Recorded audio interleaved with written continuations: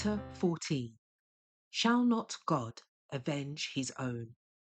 This chapter is based on Luke chapter 18, verses 1 to 8. The Lord's people cannot of themselves answer the charges of Satan. As they look to themselves, they are ready to despair, but they appeal to the divine advocate. They plead the merits of the Redeemer. God can be just and the justifier of him which believeth in Jesus. Romans chapter 3, verse 26. With confidence, the Lord's children cry unto him to silence the accusations of Satan and bring to naught his devices. Do me justice of mine adversary, they pray. And with the mighty argument of the cross, Christ silences the bold accuser. The Lord said unto Satan, The Lord rebuke thee, O Satan, even the Lord that hath chosen Jerusalem rebuke thee. Is not this a brand plucked out of the fire?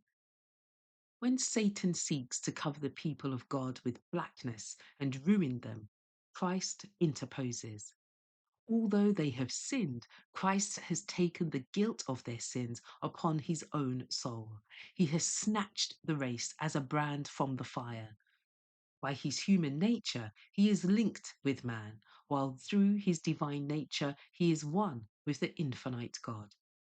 Help is brought within the reach of perishing souls. The adversary is rebuked. Now Joshua was clothed with filthy garments, and stood before the angel. And he answered and spake unto those that stood before him, saying, Take away the filthy garments from him. And unto him he said, Behold, I have caused thine iniquity to pass from thee, and I will clothe thee with change of raiment. And I said, Let them set a fair mitre upon his head. So they set a fair mitre upon his head, and clothed him with garments.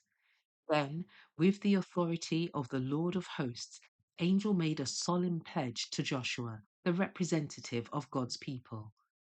If thou wilt walk in my ways, and if thou wilt keep my charge, then thou shalt also judge my house, and shalt also keep my courts. And I will give thee places to walk among these that stand by, even among the angels that surround the throne of God. Zechariah chapter 3, verses 3 to 7. Notwithstanding the defects of the people of God, Christ does not turn away from the objects of his care. He has the power to change their raiment. He removes the filthy garment. He places upon the repenting, believing ones his own robes of righteousness, and writes pardon against their names on the records of heaven. He confesses before them as before the heavenly universe. Satan, their adversary, is shown to be an accuser and deceiver. God will do justice for his own elect. The prayer, Do me justice of mine adversary, applies not only to Satan, but to the agencies whom he instigates to misrepresent, to tempt, and to destroy the people of God. Those who have decided to obey the commandments of God will understand by experience that they did have adversaries who are controlled by a power from beneath. Such adversaries beset Christ at every step.